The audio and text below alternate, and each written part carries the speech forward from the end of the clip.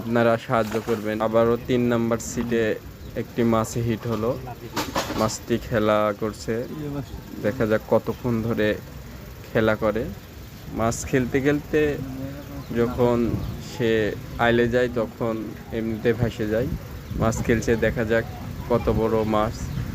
এই পুকুরে প্রায় রুই, কাতল, ব্লাড কাপ এগুলাই আছে, এগুলার মধ্যে একটা হবে। দেখা যাক কি মাছ হয়। ততক্ষণ সাথে থাকুন এবং দেখুন